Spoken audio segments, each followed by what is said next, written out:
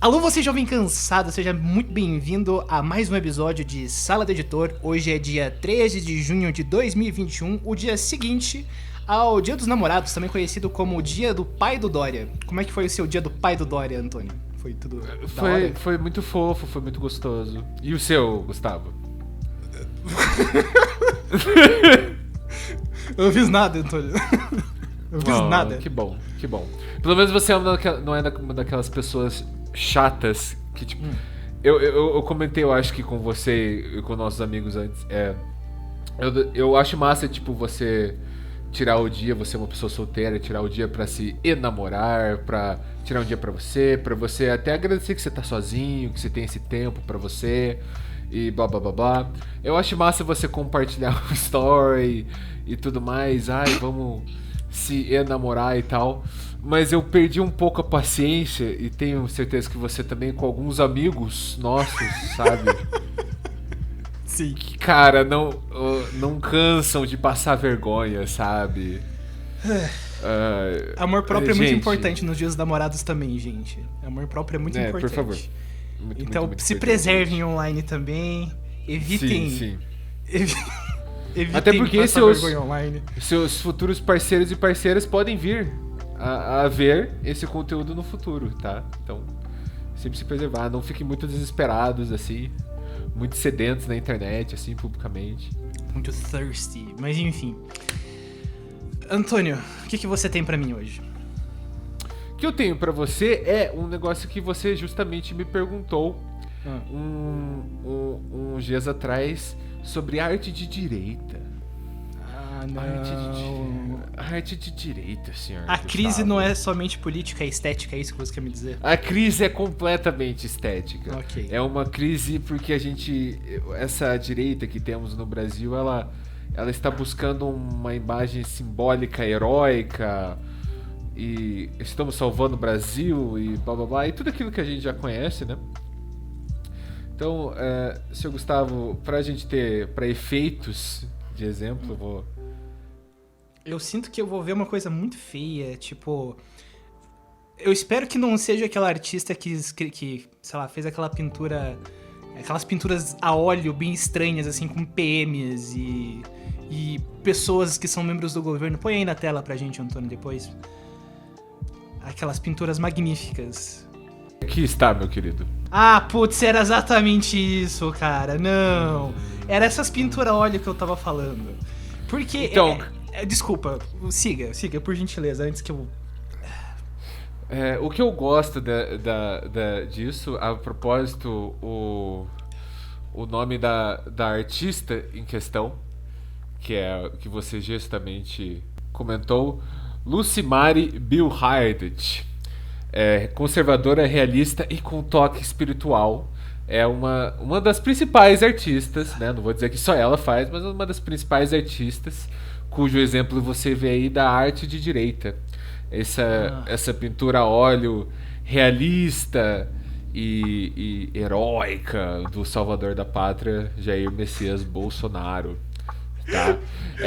A Lucimara Bilhardt, ela começou a pintar e desenhar o Jair Bolsonaro porque ela notou que o brilho do olho azul do Jair Messias Bolsonaro formava uma cruz. E fascinada com esse simbolismo religioso, ela não parou mais de desenhar ele. Tá? Ela mesma fala: o presidente tem um rosto bem complexo. Ele consegue ser muitas coisas ao mesmo tempo. Ela não tá errada. Sim. Eu quero deixar claro que ela não está nem um pouco errada. Mas a expressão dos olhos é a mais difícil. Pode não acreditar, mas ele é especial, explica a pintora. De fato, ela não falou nenhuma uma inverdade aí. Não vejo mais ninguém como ele. A coragem, a persistência, a visão clara, honestidade e simplicidade. Esta última frase sendo um pouco discutível. Diz a artista que fez dezenas de representações do presidente da República. O que se me diz, Sr. Gustavo? Cara, assim, eu tenho visto as pinturas dessa moça há um tempo já. E eu devo dizer, assim, que elas... Assim, eu acho que você, como uma pessoa das artes, Antônio, Você é uma pessoa das artes visuais, você é uma pessoa que mexe muito com arte desde que eu te conheço. E assim, eu sei que a função da arte parcialmente é evocar sentimentos na pessoa no observador, correto? Eu estou falando alguma bobagem? Não. Então. Absolutamente não. E quando eu vejo a obra dessa moça, eu não posso deixar de sentir várias coisas, né? Nojo. Não, perfeito, asco, por isso mesmo que. Ódio. Por isso mesmo que eu mandei essa imagem pra você, essa pintura agora que a gente vê na tela, né? O boné com a bandeira do Brasil e a águia americana por trás do presidente do Brasil. A águia americana, o simbolismo é muito forte. Sim, eu não sou biólogo e pouco sei sobre o reino animal. Eu não tenho certeza se aquilo é um urubu ou se a pessoa, eu teria que procurar mais a fundo se ela tentou fazer uma representação da águia americana e talvez a árpia brasileira. Mas eu noto que a árpia brasileira tá comendo alguma coisa de maneira sinistra, ensanguentada. E eu gosto de que o Jair Messias Bolsonaro e a águia a árpia, vou dizer, ou o urubu, não sei, ou até uma águia que ela esqueceu de pintar o olho. Pássaro. Estão todos olhando à esquerda do Jair Messias Bolsonaro. Olha que simbolismo interessante. Olha que simbolismo interessante. E o ombro dela. Interessante você comentar sobre formas de expressão e que serve para representar os seus sentimentos. Muitas pessoas veem a arte dela como um exemplo de art knife. Eu vou deixar aí na tela para vocês saberem o que é. Uma espécie de arte que começou a surgir esse nome na virada do século XIX para o século XX. E justamente ele vem de um lugar popular, tá? De pessoas sem técnica, pessoas sem formação clássica, ortodoxa, oficial, técnica, como seja, em arte, em técnicas de arte. Só que dá uma olhada nessa que é o... Perdão, eu sempre esqueço o nome dele. É nosso ministro do meio ambiente. O Ricardo Salles. Chegou Deixa eu ver. Meu Deus, por que o rosto deste homem tá tipo... Sei lá, os olhos dele... Eu não sei descrever isso, cara. Que aberração é essa? Pra quê? Então, né, cara, porque muitas pessoas quando vão defender essa arte e tentam defender de uma maneira séria... O olho dele tá na diagonal. Eles caem justamente nesse negócio de art knife, porque é uma arte que vem do povo e folclórica, e longe de mim discutir esses termos, mas a questão é que a art knife é muito mais sobre pessoas que produzem trabalhos maravilhosos e a gente eliminar o elitismo de ter que ter uma academia por trás desses artistas, sabe? Uhum. Não você literalmente fazer algo... Parece um meme a pintura dela. E o meme às vezes vem pronto, né? Mas o rosto dele perfeito quase. Não, perfeito não, mas muito bem pintado, muito bem desenhado, muito bem representado. Ele só tá mal posicionado. Parece que ela literalmente pôs no Photoshop. E sim. Esse eu não entendi. E daí atrás ela fez um riacho. Eu quero que você atente pro riacho atrás do Ricardo Salles. Sim. Que é aquela coisa amarela no Rio Marrom. Então... Será que é uma representação iconográfica da desmatação da Amazônia? Pode ser o desmatamento da Amazônia, pode ser todos os desastres ambientais que o Ricardo Salles representa. Nossa, isso aqui é... Realmente. Realmente. E... Esta é uma das minhas favoritas. Essa é uma das minhas favoritas. E eu quero falar por quê. Começando... Cara, você lembra no desenho antigo dos X-Men que tinha o Sentinela? Como que é aquele robô gigante que tem um olho? Não parece o olho do Jair Messias Bolsonaro nessa pintura, cara? Nossa. Nossa, pode crer, velho. Porque eu já vi muitos vídeos, muitas fotos dele. Ele tem um olho azul, beleza, mas não existe. Nossa, eu acho que isso, fora lente, não tem ninguém no mundo que tem esse olho dessa cor, assim, esse azul. Não, tá brilhando. É porque ele é o Messias, entende? Ele Não, é o Messias. então, ele literalmente tem olhos radioativos. Outra coisa, já vou falar da Brastéria, eu quero que você dê um zoom no rosto desse indígena. Tá. Eu suponho que seja uma representação indígena. Estou dando Eu talvez seja completamente ignorante de desenhos simbólicos corporais indígenas. Mas eu tenho quase certeza que eu nunca vi um símbolo de divisão. Como pra pôr nas bochechas. E assim, talvez esteja errado, alguém me avisa. Se o Antônio estiver falando merda, ou se eu estiver falando merda, deixa nos comentários que a gente está falando merda. Não, sempre fale, estamos aqui pra aprender também, a gente é meio burro também. E Sim, o abraço estranho que, coisas. tipo, o Jair Messias Bolsonaro sendo abraçado por uma arara, e o que eu imagino que seja dois indígenas, como a cor de cabelo é igual e a textura do cabelo é igual. Meu irmão, ele, tipo... eu acho que a coisa mais perturbadora que eu vejo nessa imagem essa última que a gente tá vendo agora é essa proporção do tamanho da cabeça do Boronelson e do indígena, entende? Sim. Porque, tipo, ele parece muito cabeçudo. Sim. Ele parece muito cabeçudo e não parece que as imagens na pintura estão no mesmo lugar, né? Não sei se ela, talvez até a intenção do artista é que seja um indígena pensando no Bolsonaro de uma maneira assim, nossa, que inspiração pra mim. Mas eu acho que não, acho que a ideia era mesmo que ele estivesse ali com o indígena e tal, mas... Cara... ficou a desejar. E eu fico impressionado que tem algumas coisas que ela faz super bonitinho, e daí tem outras que fica absolutamente esquisito.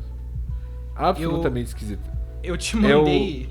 Desculpa, pode falar. Você me mandou... Esse mesmo que eu ia falar agora. Você me mandou as dos pastores alemão, seu irresponsável. Tá, olha só, eu preciso fazer um breakdown aqui dessa imagem, porque eu não tenho muito, assim, eu não sei como reagir muito bem a essa imagem, porque isso claramente é um PM, e aí você tem o brasão da Polícia Federal do lado. Aí a gente começa com essa coisa, essa parada, né? Porque a Polícia Federal não tem farda, entende? Eles têm... Tem algo tão esquisito na cena que ela pôs, porque é tipo, literalmente a grama da praça do Osório, né? Ou qualquer praça que você for nesse país. Um cachorro chorando e dele tá rezando. Ele tem uns gatos rezando, cara. Sim, olhando Deus. pra cima. Pedindo a Deus, meu Deus, gatos. E o PM assim... Meu, eu acho essa imagem do PM federal sensacional. Isso aí pode ser um sinal, porque o Bolsonaro quer tomar o controle das PMs, que são forças estaduais, né? E quer federalizar. É isso que essa imagem tá tentando dizer pra gente. Tá falando que o Bolsonaro tem um plano de ter o comando da PM, irmão. É só isso que pode significar. Isso ou...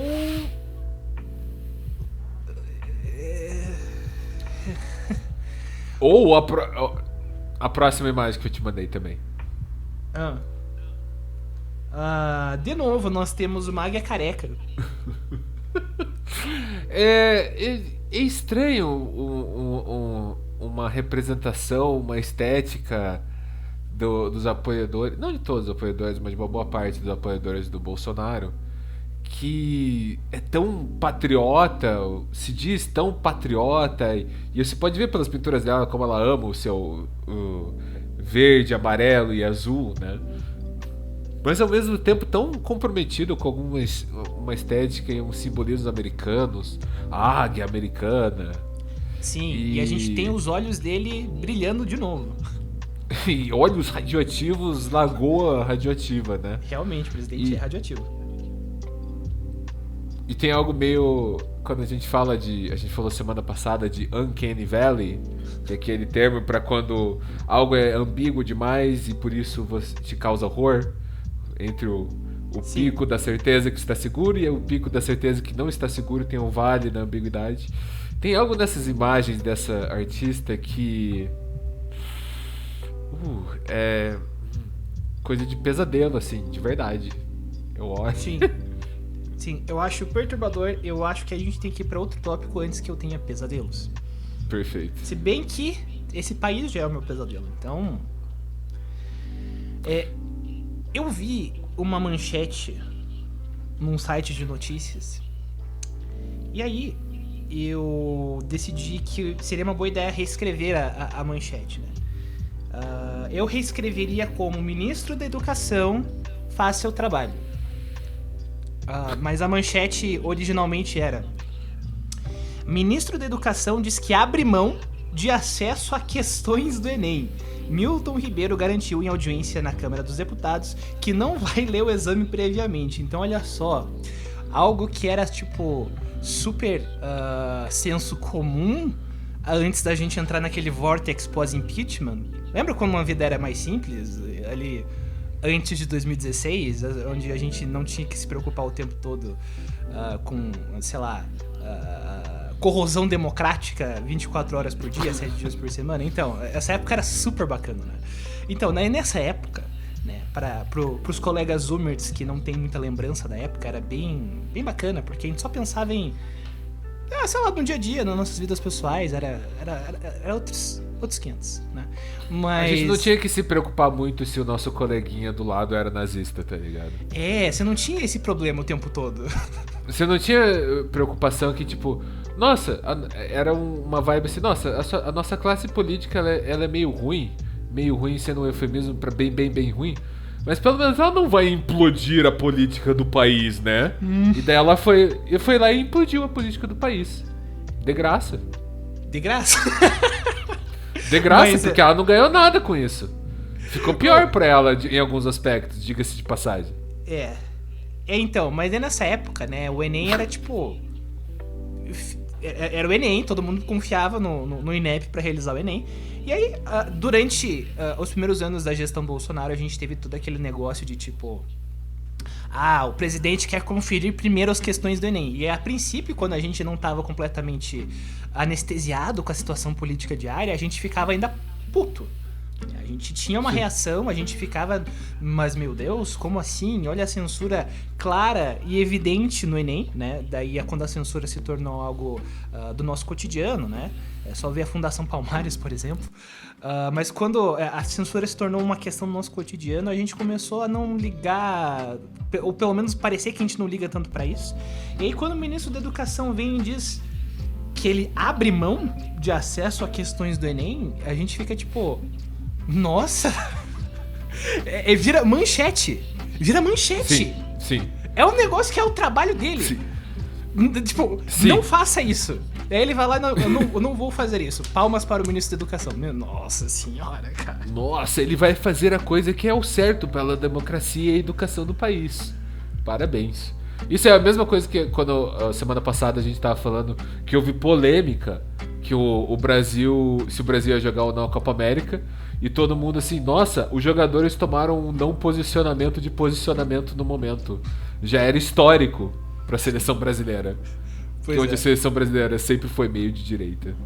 Então, eu só queria fazer esse parênteses do ministro da Educação mesmo, e pra gente ter aquela percepção de leves de quanto a gente decaiu nos últimos tempos. E eu lembro, e aqui tá na hora de esquerdar um pouco, né? As pessoas falam que eu esquerdo muito, mas agora está na hora de evidentemente esquerdar.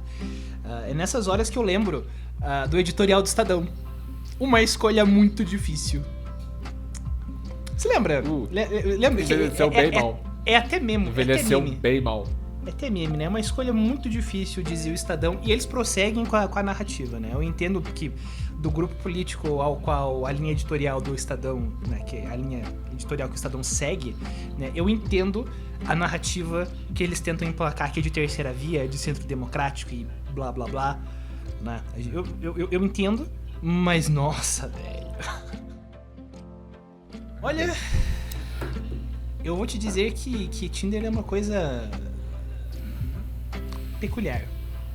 Gustavo, você como um homem solteiro no meio de uma pandemia, Você ainda acredita no Tinder? Como plataforma, como forma de conhecer pessoas?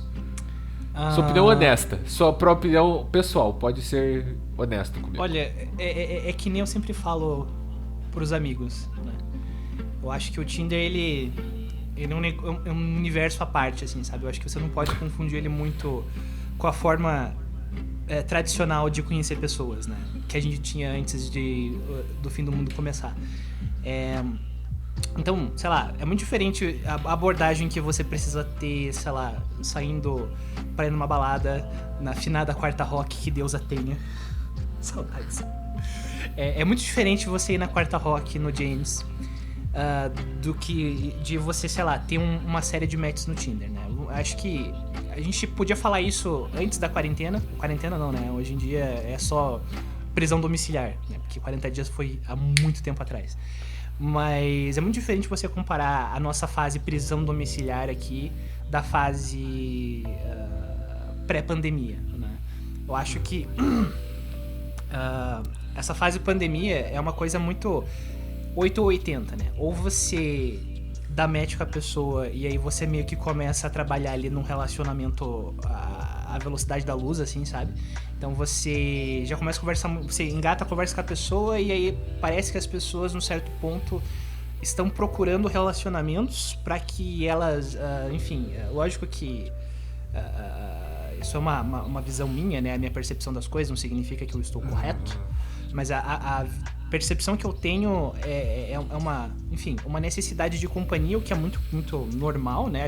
Nós somos seres humanos, nós precisamos nós sentimos faltas de conexões humanas, né? Então faz completamente sentido você querer achar alguém para passar por um momento tão difícil.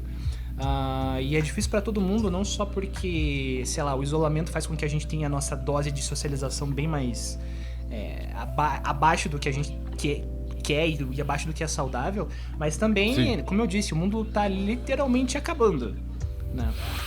Tá literalmente acabando. A gente tem um vírus mortal, a gente tem fascismo, a gente tem aquecimento global e vigilância constante, né? Então está literalmente acabando. Então, assim, é super saudável, em certa forma, você investir em pessoas para que você, enfim, queira ter uma parceria durante a pandemia. Só que isso não funciona para mim, por exemplo, né? Eu sou uma pessoa que acho que eu privilegio muito mais um desenvolvimento pessoal do que um desenvolvimento, digamos, pela internet. Mas por que você não pode, então, sair e conversar com as pessoas, assim, num ambiente seguro, etc e tal? Porque eu sou um cagão. Essa é a minha experiência pessoal. Eu sou um cagão. Não. Você é uma pessoa responsável. Você é uma pessoa que está fazendo certo. Então, para quem não sabe, eu moro com os meus pais. Então é difícil eu tolerar a ideia de sair e potencialmente estar contaminando alguém que não tem nada a ver com a minha vida pessoal nesse sentido. Eu acho que é uma coisa muito pesada, um peso, né, muito grande pra você levar por aí. Então, sei lá, por isso eu optei pelo celibato. Eu sou um jovem cansado e celibatário, né? Sim. Como eu me defino ultimamente. Mas assim, o rolê do Tinder é um lugar muito... É uma dinâmica assim, ou você tá ali pra fazer esse relacionamento de quarentena, né?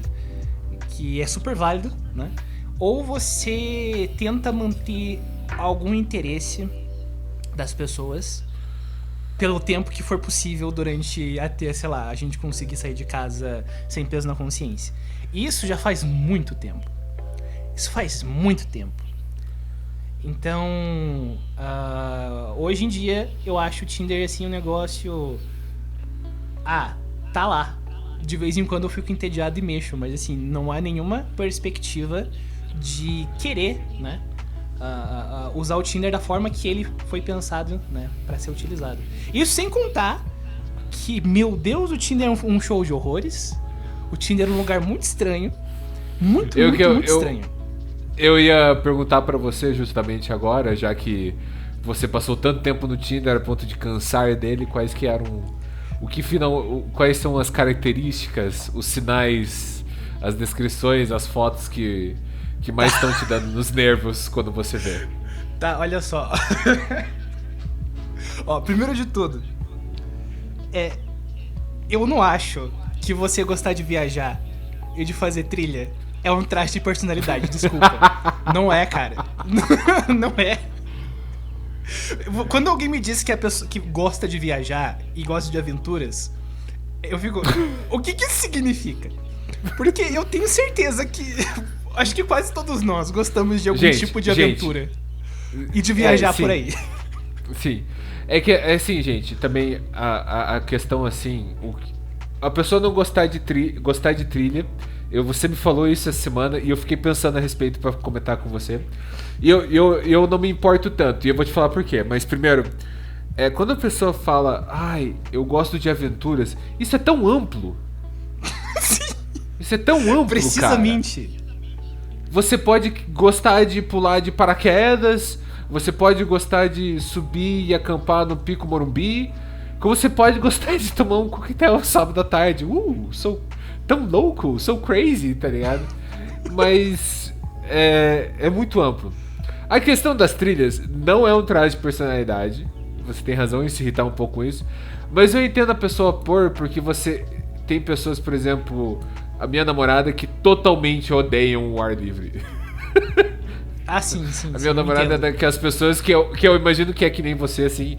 Eu quero o meio ambiente bem, eu quero preservar o meio ambiente, mas eu vou morar num apartamento, entendeu? Eu preserve a natureza, mas eu odeio a natureza. Eu entendo. Sim, mas longe de mim, tô dizendo. Longe de mim. Então, a trilha não me sai. Mas assim, tem algumas coisas que realmente encheu o saco. Uma coisa, cara, café não é um traço de personalidade, gente. Não é. E daí, ao contrário de trilha, não tem um porquê você falar que você gosta de café. Porque já é padrão gostar de café nesse país, gente. Não é uma coisa nova. Sabe? Tipo, apaixonado por cafés. Para, velho. E 5 gerações da minha família em cima de mim também são apaixonados por café. Esse é teu jeito de dizer que você gosta de café de 80 pila de babaca? Não. Cara, eu acho que outra daí coisa eu me irrito. Eu acho complicado no Tinder é que assim, o Tinder, eu descrevi pra minha terapeuta como se fosse um Spotify de pessoas. Porque você tá ali pra descobrir coisas novas, né? Tipo, pessoas com gostos diferentes, né? Etc. Então, ele é uma infinidade de pessoas que você pode só ficar ali pra sempre. Pra sempre. Mexendo, né? E de vez em quando zera. Dependendo de quão desesperado você está, você pode até zerar o Tinder, né? Mas isso é tipo momentâneo, o algoritmo que decide isso. Não quer dizer que acabou as pessoas do Tinder. Porque nunca acaba, de fato. Sim. E aí o que acontece? Tem uma infinidade de pessoas, né? Você tá ali vendo vários e vários perfis. E a pessoa, né? O que ela faz? Ela vai lá e ela bota umas 3 fotos e ela não diz nada no perfil dela. Aí você fica tipo... Lógico, isso pode testar. Não, vamos ver aqui as minhas habilidades de puxar papo com, sei lá, sem nenhum contexto. Mas assim,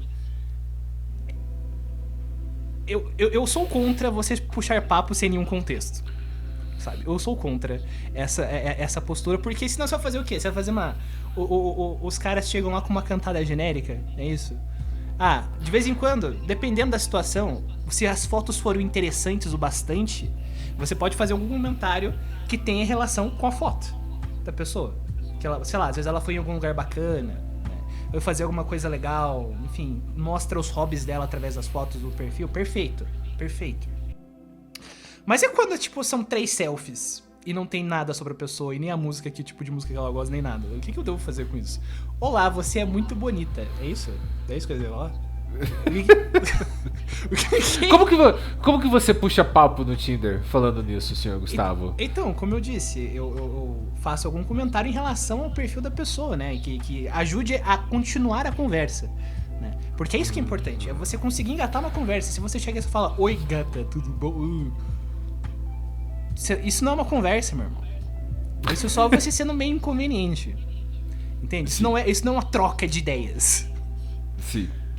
Mas quais que são os seus sinais vermelhos, né, quando você olhando pra um... Quais são as suas placas de pare quando você olha pro perfil de uma pessoa no Tinder, Gustavo?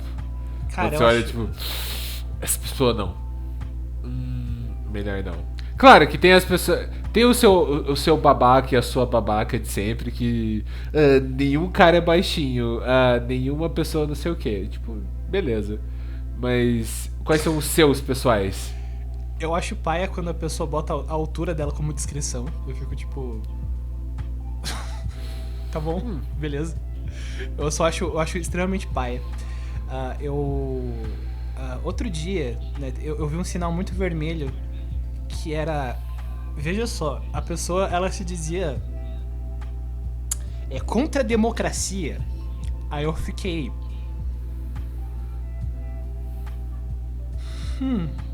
Então, isso é um sinal vermelho, né? Eu imagino que isso constitua um sinal vermelho. Né? Contra a democracia? Contra a democracia. E veja só, eu vi o perfil dessa pessoa 2 vezes. Contra? Né?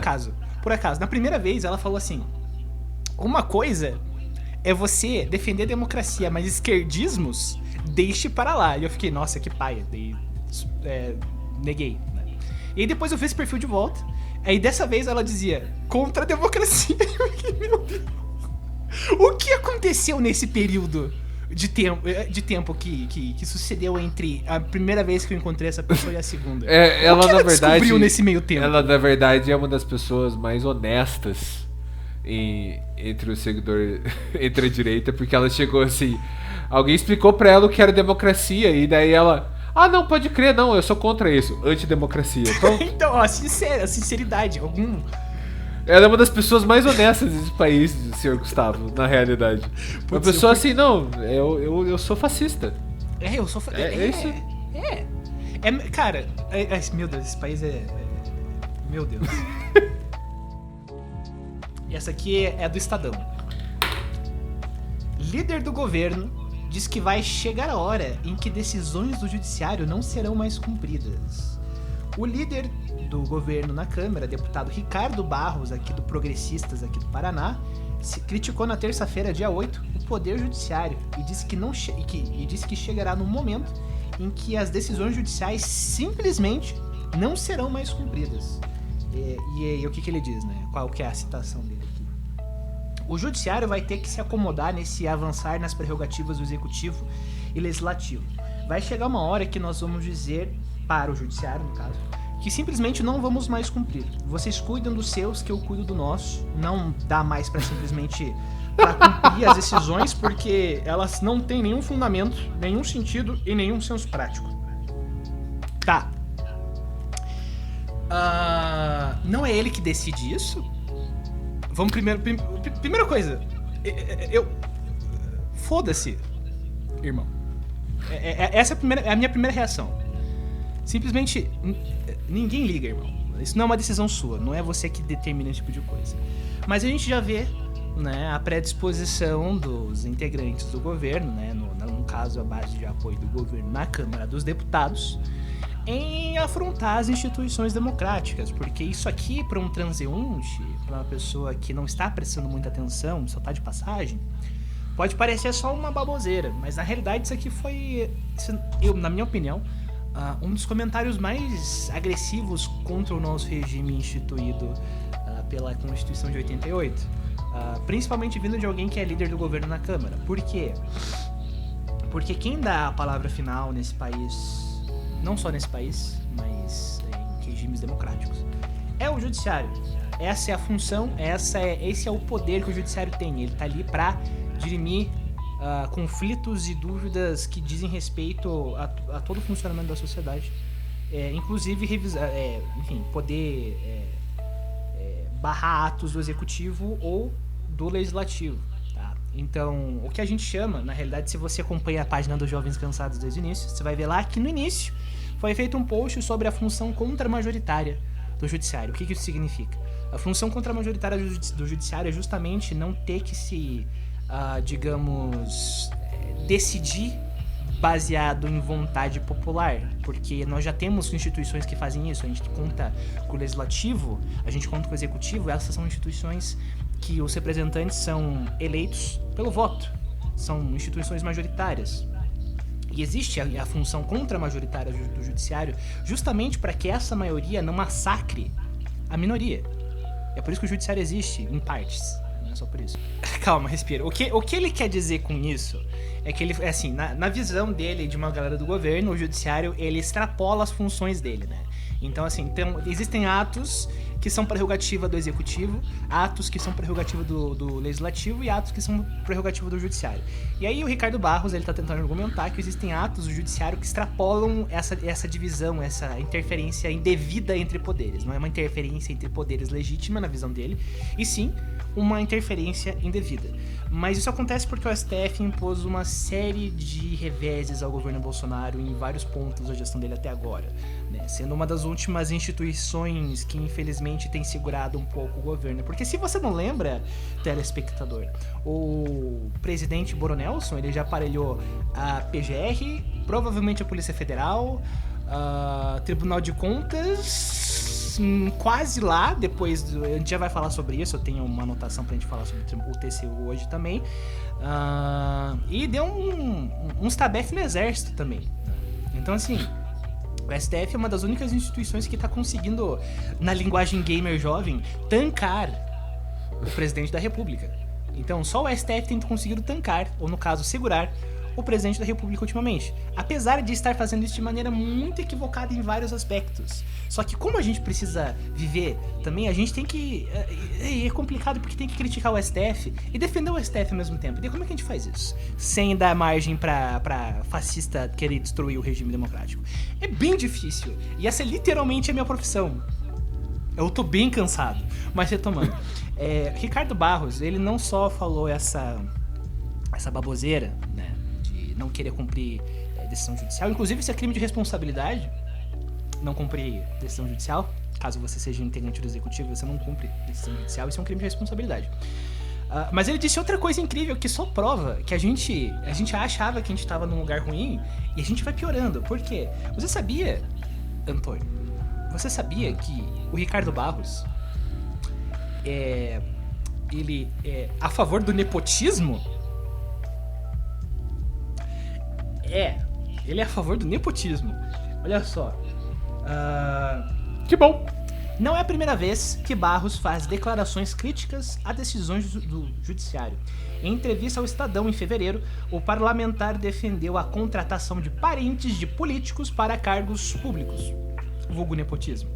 A prática foi proibida pelo STF, sempre o STF, maldito STF, em 2008, por violar o princípio constitucional da impessoalidade na administração pública. Aí diz o Ricardo Barros: o poder público poderia estar mais bem servido, eventualmente, com um parente qualificado do que com um não parente desqualificado, afirmou Barros na época. Na ocasião, ele defendeu a derrubada de artigo da Lei de Improbidade Administrativa, que prevê punição ao nepotismo, em discussão na Câmara. Em maio deste ano, o presidente Boronelson nomeou a ex-governadora do Paraná, Maria Aparecida Borghetti, lembra dela? Ela é mulher do deputado Ricardo Barros, que é o líder do governo na Câmara, para compor o Conselho da Itaipu Binacional, né? Então ele... no caso dela, da governadora, da ex-governadora, a nomeação não configurou o nepotismo porque, embora Barros exerça a função de líder no governo, na Câmara, o deputado não tem vínculos formais com o executivo. Mas assim, convenhamos, né? Bem... Pra quem falava que não ia ter toma lá da cá, de repente nomear parente pra tudo que lugar, nomear os amigos pra tudo que lugar, de repente ninguém lembra, né? Então assim, o tiozão do churrasco lá do Zap, ele simplesmente ignora que isso existe, né? Eu acho incrível. Arruinei seu dia já? Arruinou, sim. Então, já está arruinado, obrigado. Todos os dias é isso, todo dia. Esse é, sei lá, isso aqui foi notícia, sei lá, nota de rodapé da semana essa notícia foi. Mas eu peguei pra gente exemplificar aqui, né? Que loucura é esse país. Que mais, Antônio? Cara, de mim é isso. Não aconteceu nada essa semana. De cultura. Então, eu proponho um debate aqui antes de eu chegar na próxima notícia, que é o seguinte: eu ainda tenho possivelmente 3 coisas pra falar. Vamos ver se vai dar tempo. Eu quero fechar em 1h20 de novo. Vamos ver se funciona. Mas veja, você, Antônio, e você, telespectador também, você realmente acha que é uma boa ideia que a gente mantenha os memes com o Temer e o Eduardo Cunha? Eu faço essa pergunta de maneira... assim, eu realmente quero saber porque, assim, eu pessoalmente, pra quem me conhece, os meus amigos sabem, eu sou uma pessoa que é muito fã de qualquer meme que envolva o Eduardo Cunha e o Temer. Eu adoro a noção de que o Temer foi o melhor presidente da história do Brasil só porque ele veio antes do Bolsonaro. Eu acho que isso é assim, ouro em termos de comédia. E, assim, se você não conhece, eu super recomendo que você vá no YouTube e procure Lo-Fi Temer Beats. Porque é um lo-fi com discursos do Temer no fundo. E é perfeito. Eu amo esse vídeo. Um abraço pro Xoxovski, que adora esse vídeo também. E assim, acho perfeito. E como um bom jovem brasileiro, eu não tenho como não falar dos tweets que prevêem o futuro do Eduardo Cunha, né? O príncipe suíço e seus tweets são perfeitos. A gente tem um tweet pro Eduardo Cunha pra literalmente qualquer coisa que aconteça nesse país ou no mundo. Sim. E eu acho que é no mesmo nível de meme do Celso Portiolli e 11 de setembro. Eu, como uma pessoa que antes confiava que o Celso Portiolli não tinha feito 11 de setembro, hoje em dia eu tenho as minhas dúvidas. Mas assim, eu acredito que são memes de muita qualidade que demonstram o nosso potencial brasileiro de exportação de memes. E eu acho incrível que eu tô falando isso logo depois de fazer um discurso político inflamado. Agora eu estou falando sobre memes de forma muito séria. Sim. Mas eu estou abordando isso por quê? Porque recentemente o Eduardo Cunha, ele teve a prisão dele revogada. E o Eduardo Cunha voltou para a cena política nacional. E, portanto, voltou a ter, influência no Twitter. Voltou a twittar e voltou a tentar ter influência no governo e nas lideranças do Congresso. Então, o Eduardo Cunha, ele voltou à vida e voltou a fazer as coisas que ele fazia antes. Só que assim, antes da gente chegar no Eduardo Cunha meme, você que estava vivo em 2015, 2016, você lembra quão odioso a figura pública do Eduardo Cunha era na época? Sim. Eduardo Cunha, presidente da Câmara na época do impeachment da Dilma Rousseff, ele, dizem as más línguas, né, que ele foi o articulador do impeachment, né? Então, hoje em dia, quem ocupa o cargo que o Cunha ocupava é o Arthur Lira, né, o presidente da Câmara dos Deputados. E o Arthur Lira, ele está sentado numa pilha de literalmente 115 pedidos de impeachment do presidente da República, e ele não vai abrir porque ele é aliado do Bolsonaro, e o Bolsonaro articulou para que o Lira assumisse a presidência da Câmara dos Deputados. Então ele não vai abrir nenhum processo de impeachment. Eu desculpo aos amigos que sempre me perguntam se a gente está chegando próximo do impeachment. Nós não estamos chegando próximo do impeachment, desculpa. As questões políticas desse país não me parecem que vão ser resolvidas tão facilmente. E na época da Dilma, o Cunha, ele estava 100% favorável ao impeachment, inclusive ele foi lá e implodiu o país logo em seguida. Então essa pessoa que a gente está falando eu adoro os memes dele, mas ele é uma pessoa perigosa. O Eduardo Cunha é uma pessoa perigosa. E inclusive é super fã do presidente Jair Messias Bolsonaro também, né? Porque o Cunha é evangélico, corrupto, coisas que eles têm bastante em comum. Então faz bastante sentido a aliança dos dois. Isso me fez pensar. O Eduardo Cunha, assim que ele voltou pro Twitter, ele agradeceu todo o apoio dos internautas. Como se toda a comoção com o Twitter do Eduardo Cunha fosse por causa dele mesmo e não um meme. Exatamente, como se fosse um apoio à pessoa do Eduardo Cunha. E a gente não pode levar, assim, desconsiderar o peso que mídias sociais têm hoje em dia. A gente já vive numa época onde essas coisas, elas literalmente definem se regimes democráticos vivem ou morrem. Então, me parece muito perigoso que a gente dê tanta atenção para uma pessoa que nem o Eduardo Cunha, considerando, né, agora que ele está de posse da conta do Twitter dele de volta. Então, eu fico um pouco dividido, porque eu gosto dos memes, mas eu também não quero dar palco para a gente da laia dele. O que você acha sobre isso, Antônio? Você acha que, de repente, com o fato da gente sempre memetizar esses líderes políticos, a gente acaba por dar um palco para eles ali e aqui, ou a gente manter eles vivos no imaginário popular, ou a gente mantém a presença deles de uma certa forma, e daí quando eles voltam, eles não precisam estabelecer nada a respeito. Cara, eu acho que em parte sim, porque eu não sei como algoritmos do Instagram, do Twitter funcionam, mas a regra básica de algoritmos é que se existe engajamento, existe mais exposição, né? E quantas vezes as pessoas será que não estão respondendo e engajando com publicações do Eduardo Cunha, e consequentemente aumentando o alcance dele? Aham. Então, me parece um pouco perigoso, entende? Eu nunca vi uma notícia sobre o Flamengo que não tivesse um meme do Eduardo Cunha nos comentários. Pra quem não sabe, o Eduardo Cunha, ele é flamenguista e ele sempre tuitava, deve estar tuitando de volta, a respeito do Flamengo. Não tem uma notícia do Flamengo nesse país que nos comentários não tenha pelo menos um meme do Eduardo Cunha, um tweet do Eduardo Cunha, assim. Cara, e outra coisa que acontece nesse sentido é o Collor. Por quê? O Collor, ele arrumou, provavelmente ele mudou ali a comunicação dele na internet. E hoje em dia o Collor, se você for prestar atenção no Twitter dele, ele tem andado um pouco engraçadinho. Sim. O Collor tem andado muito engraçadinho. E aí as pessoas falam, haha, olha só, esse presidente terrível dos anos 90, ele é meio engraçadinho. Vamos tirar vários prints e, enfim, transformar o Collor em um meme. Aí você lembra que o Collor, ele assessora diretamente o Bolsonaro. O Collor está constantemente em conversas e dando dicas pro Bolsonaro, né? Inclusive, ele fez uma piada esses dias atrás sobre as especulações sobre o que o Collor estaria, sei lá, aconselhando o Bolsonaro nessa época de crise política que ele tem sofrido.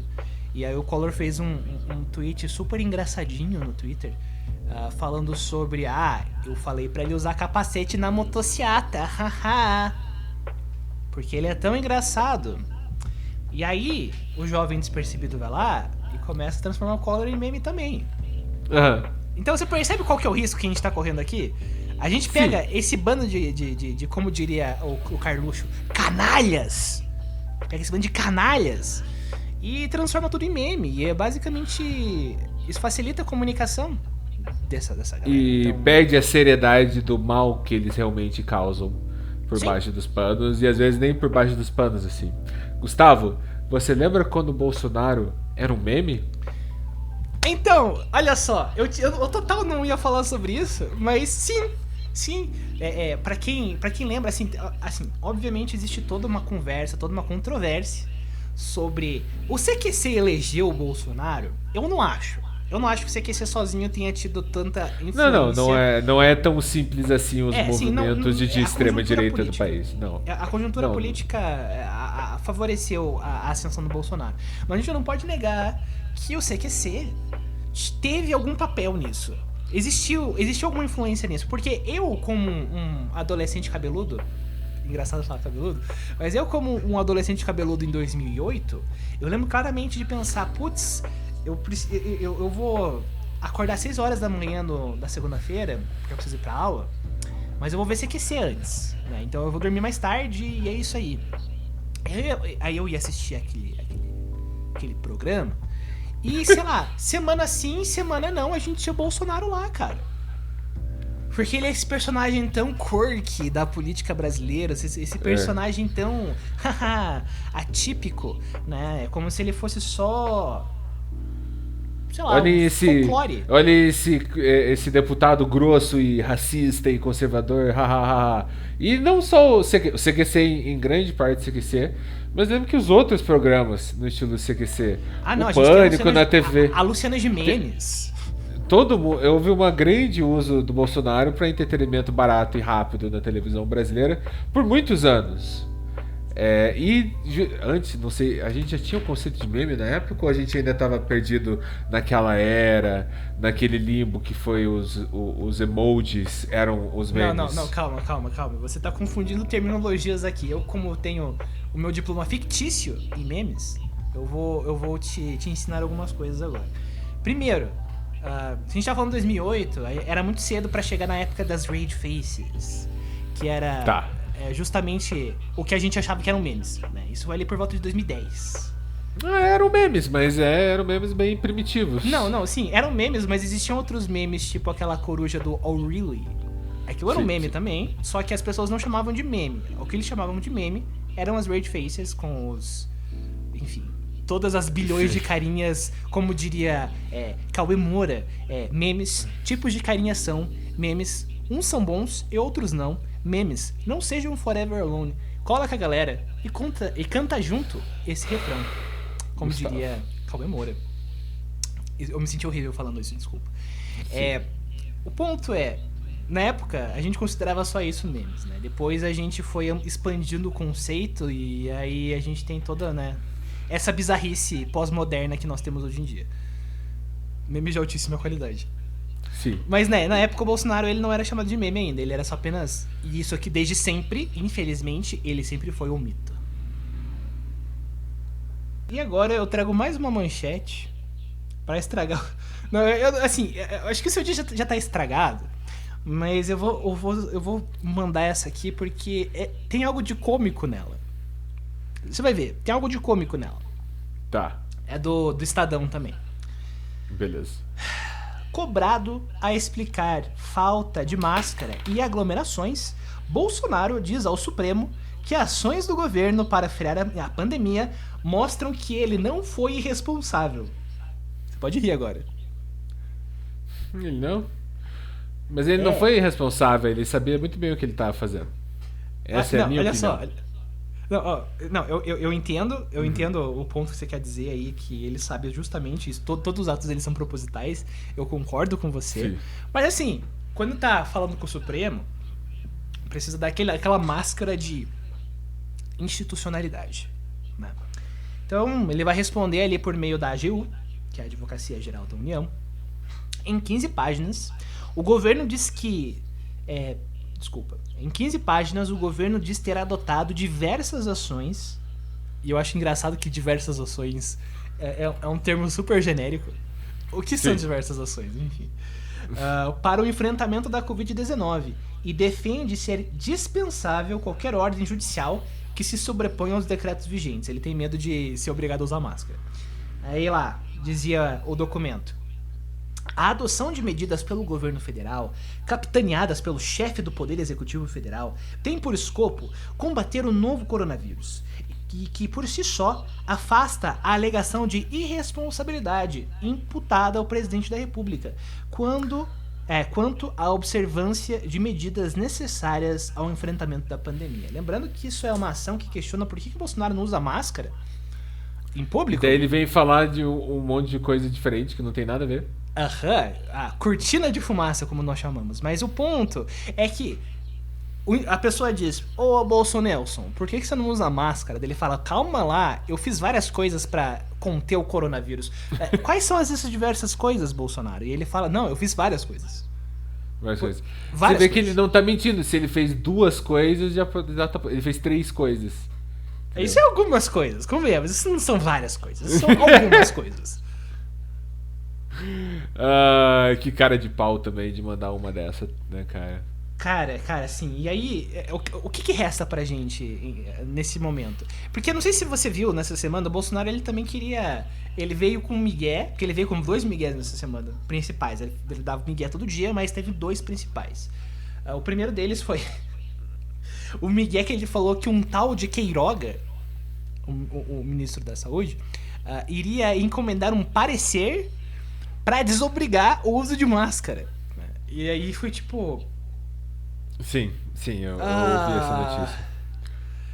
E assim, e aí o Queiroga, ele foi lá, tentou dar uma... E é uma daquelas decisões que não tem como você dizer que não é uma decisão política. Não, Porque não. ela ela tem 0% a ver com o bem-estar de qualquer pessoa. Não, sabe? mas é que nesse ponto, Antônio, a gente não pode ser inocente e acreditar que, tipo, as pessoas, elas estão prestando atenção, assim, na realidade. Elas estão vivendo uma realidade paralela. E fato não importa mais. Ninguém liga pra fato mais. Isso é old school, isso é coisa de boomer. Isso é coisa de... Sabe? Ninguém liga mais pra fato. Assim, o que importa é narrativa. E se a sua narrativa... sei lá, for negacionista, você vai negar qualquer coisa. Não importa que o Ricardo Salles esteja sob suspeita de, sei lá, fazer contrabando de madeira internacional. Ninguém liga. As pessoas vão lá e pintam a cara dele de forma, sei lá, deformada, numa pintura a óleo ruim. Sim. Eu não aguento mais ser brasileiro. Pintam a cara dele do lado de índio e de onças pintadas. Eu não aguento mais esse país. Mas aí o Queiroga, ele foi lá e deu um olé ali e falou, não, veja bem, moçada, a gente só tá encomendando um estudo pra quando que a gente pode deixar de usar máscara. Ele deu uns migué lá, enfim. E aí o que acontece? Daí os governadores, eles tentam dar pelo menos fazer alguma coisa, diferentemente do comando do exército na outra semana, que em vez de fazer o mínimo, eles não fizeram nada. Os governadores tentaram fazer alguma coisa, então Flávio Dino vai lá, quando o Bolsonaro fez a aglomeração dele, foi lá e multou o Bolsonaro. Aí o Dória fez a mesma coisa nessa semana e multou o Bolsonaro e algumas pessoas da comitiva presidencial. Sabe qual é o valor da multa, Antônio? Quanto que é o valor da multa? 500 e poucos reais, uns 537, se não me engano. Eficaz. É super eficaz, né? É o presidente da república. Ele foi multado em 500 reais, parabéns. Mas daí, isso aí. Que mal lhe pergunte, essa multa que ele recebeu vai causar alguma coisa? Não, ele tem que pagar 500 reais. É isso. É isso aí, Dória, mandou bem. Resolveu. Valeu, time. Então, mas assim, é alguma coisa, pelo menos. É ridículo, mas é alguma coisa. Essas são as vitórias que nós cantamos hoje em dia. Sim, eu já acho uma vitória. Alguma coisa foi feita. Foi o mínimo. Alguém escreveu um papel, graças a Deus. Não foi apenas uma nota de repúdio. Parabéns.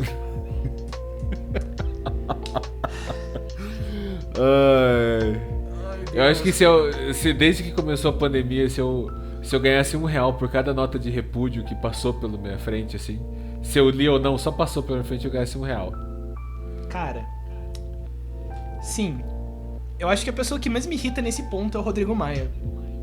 Porque o Rodrigo Maia, ele ficou um tempão assim, tipo, mandando altas notas de repúdio no Twitter.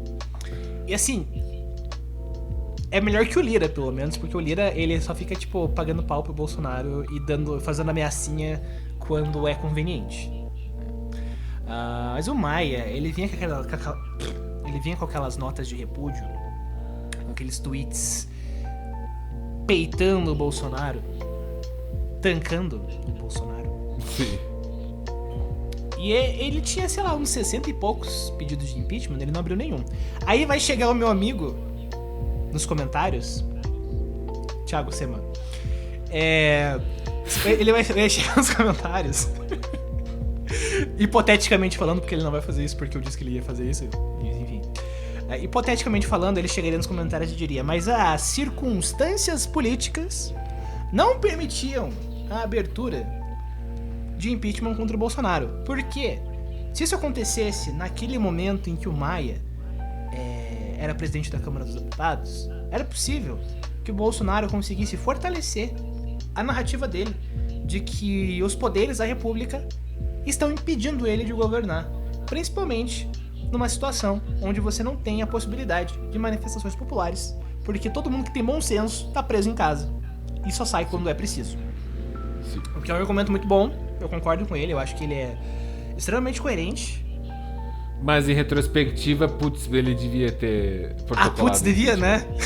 Devia, sim, né? Sim, é uma daquelas situações. A gente fez o certo, mas em retrospectiva. A gente devia ter mas então, é que o que me incomoda nessa situação toda é que a gente impeachmentou a Dilma por porra nenhuma. Foi assim, sei lá, pedaladas fiscais, né? E aí acho que teve um documento depois que saiu, nem tinha pedalada, ou algo do tipo, eu não lembro. É que o pedalada fiscal é um negócio que ocorre, já ocorreu e vai ocorrer para sempre. Na presidência da República, na administração do meu condomínio. Mas daí a presidente foi empichada. Aí o Bolsonaro comete 15 crimes de responsabilidade por dia e ninguém faz nada. Sim. E aí cria-se, justamente, olha só você, pessoa de direita, cria-se um clima de impunidade. Quem diria? É um clima de impunidade. Um clima de impunidade e nepotismo e negacionismo e acordos com o Centrão. Mano, sim. Cara, tá num ponto. Eu tava falando desse nosso. E aparelhamento grosseiro do Estado. Nossa, isso. Super visível, né? Sim. Mas eu tava falando nessa semana que eu tinha um professor no cursinho que costumava dizer, no cursinho pra OAB no caso, que costumava dizer que era um professor de constitucional, né? E ele costumava dizer que pra gente conseguir lembrar da forma de processamento de crime comum cometido pelo presidente da República, só pra quem não sabe, existem crimes de responsabilidade e existem crimes comuns. Os crimes comuns são o que a gente entende por crime, né? São os crimes de fato, né? Tipo homicídio, latrocínio e coisas do tipo, são crimes normais, crimes comuns. E os crimes de responsabilidade, eles não são crimes na terminologia mais precisa do termo.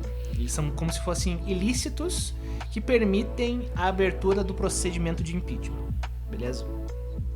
Então, crimes comuns e crimes de responsabilidade. Os crimes de responsabilidade, eles precisam ser feitos ali pelo Poder Legislativo, né? Quem decide todo o trâmite e julga isso é o Poder Legislativo.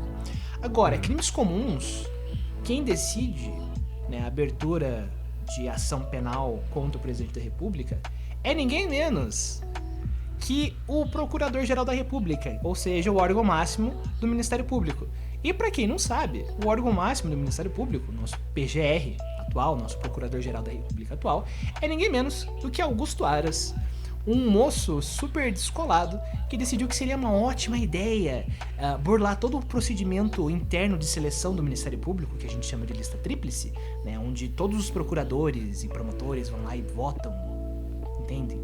Eles vão lá e votam em uma lista com os 3 nomes que a categoria dos promotores, sei lá, dos procuradores, entende que é mais adequada para assumir o cargo, entende? E aí, essa lista é submetida ao presidente da República, que assim, é sugerido que o presidente escolha um dos 3. Mas não existe nenhum mecanismo de obrigatoriedade, o que é um erro. A gente cometeu um erro fatal nos últimos anos de não ter feito uma emenda à Constituição que permite a obrigatoriedade da lista tríplice na PGR. E aí o que o Augusto Aras fez? Ele concorreu por fora e ele foi nomeado fora da lista tríplice, sem voto de nenhum procurador. Sim. Então, o Augusto Aras, ele é amicíssimo, sei lá, não sei falar o superlativo de amigo. Mas ele é super amigo do Bolsonaro, se é que você me entende. E o Augusto Aras, ele faz assim... Se você for ver os últimos atos dele nos últimos 2 anos, eles são extremamente majoritariamente favoráveis ao governo. Eu me pergunto por quê. É a dúvida que eu me pergunto todos os dias. Por que o Procurador-Geral da República ele tem tantas decisões favoráveis ao governo? Será que é mera coincidência? Então. E aí, quem decide então a abertura de ação penal contra o presidente da República é o PGR. Então, como eu falava nessa semana, a gente tá num ponto, e como o meu professor do cursinho falava, né? O presidente da República, né? Ele poderia atirar em alguém em praça pública e ir pro cinema, porque ele não poderia ser simplesmente preso. Porque isso tem que passar pela PGR. Mas assim, eu acho... É lógico que era um exemplo hiperbólico de uma época mais simples, apenas pro, enfim, um candidato da prova da ordem passar, né? Lembrar dessa questão. Mas hoje em dia, eu tenho a sensação que o Bolsonaro, ele literalmente pode fazer isso e ninguém vai fazer nada. Sim. Eu realmente acho que ele pode atirar em alguém em público e absolutamente nada seria feito. Seria tipo... existem... a PGR diria que faltariam provas e justa causa para abertura de ação penal.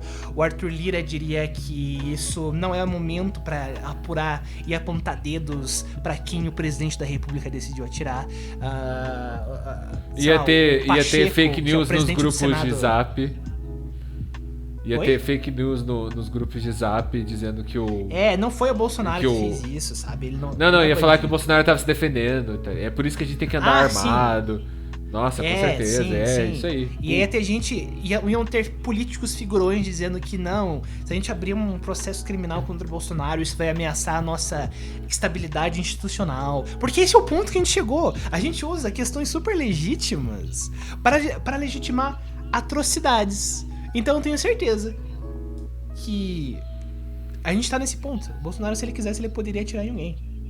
E não ia acontecer nada. Sim. É a minha opinião, pelo menos. Obrigado por arruinar o meu dia, Gustavo. Então, eu fiquei a semana inteira pensando nisso. Então, olha que bacana, né, cara? Que bacana, Sim. Delicioso. Eu acho que, assim, eu ia encerrar já, mas eu só vou fazer um último ponto da semana. Manda. Porque deve ser dito. Porque isso foi super bizarro. É só pra você dormir com essa. Tá? Mas eu falei que o Bolsonaro ele mandou 2 migués nessa semana preponderantes, né? Primeiro foi... Sim. A questão lá do Queiroga e do abolicionismo das máscaras. A abolição das máscaras. E segundo... Sim. Eu não sei se você acompanhou essa, mas você viu que o Bolsonaro falou, ele deu um migué de que o Tribunal de Contas da União disse que a quantidade de mortes de Covid está subnotificada? Sim. Então, assim, o Bolsonaro ele chegou um dia nessa semana, ele falou isso. Né? Aí todo mundo ficou... O que está havendo Tribunal de Contas da União, vulgo TCU? Aí o TCU disse... Então, a gente não fez nenhum acórdão nesse sentido, vamos descobrir o que está havendo. E aí a gente descobriu ao longo da semana que essa informação de que existiria, em tese, uma subnotificação de casos da Covid-19, isso foi fruto de um servidor que tinha uma análise pessoal dele, sem o timbre do TCU e nem nada do tipo, e ele botou meio que, sei lá, sem ninguém perceber no sistema do TCU como se fosse um documento do tribunal e não uma análise do servidor. Então, tipo, é como se eu trabalhasse no órgão público e aí eu fosse lá e, sei lá, pegasse um PDF que eu escrevi e jogasse lá dentro do sistema, como se, sei lá, fosse os juízes do TCU que tivessem decidido isso. Ou feito aquela análise. Ou se eu tivesse uma perícia técnica. Mas o que importa aqui? O que importa é que o Bolsonaro conseguiu colocar uma informação falsa dentro da reputação de um órgão de Estado, que é o TCU. Ou seja, quando ele fala, o TCU quem disse isso, tem um peso muito grande. E até você desmentir essa informação, ela já circulou várias vezes. Então, entende? Ele chega e ele manda essas o tempo todo. Ele vem com uma mentirinha, e é mentira. Não é, tipo, equívoco, é mentira. Ele vai lá, manda uma mentira ali e a rede vai recepcionar o que ele disse, vai repercutir o que ele disse. E não estamos nem aí porque o TCU disse de fato, né? Mas, assim, só pra deixar um pouco mais interessante a situação... O auditor do TCU, essa aqui é a coluna da Mônica Bergamo, na Folha de São Paulo. Auditor do TCU confessa que pai militar repassou dados falsos a Bolsonaro e ele deve ser afastado, no caso, o servidor do TCU. O que aconteceu durante a semana é que o TCU ele teve mais envergadura moral que o fucking exército brasileiro. Então, assim, veio a questão, eles já falaram, vamos afastar o servidor. E, sei lá, acho que não sei se vai ser aberto um inquérito. Mas assim, ele foi afastado da função dele e, enfim, tá dando repercussão, né? Vai ter alguma consequência, a gente espera pelo menos. Vai ter alguma consequência pra esse servidor. Mas o que acontece é que esse servidor ele tem um pai militar que passou as informações falsas diretamente pro presidente da República, na conta do Tribunal de Contas da União.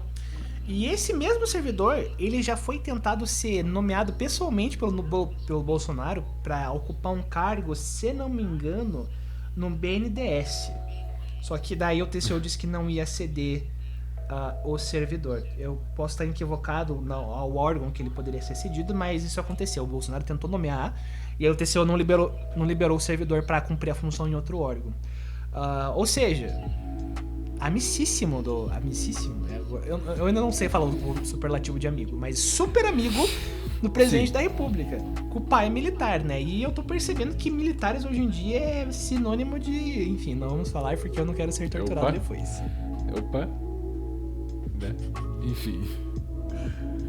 Ai, Gustavo. Mas você faz isso fica a comigo, dica. Gustavo. Fica a dica. Essa é a distopia que a gente vive. Sim.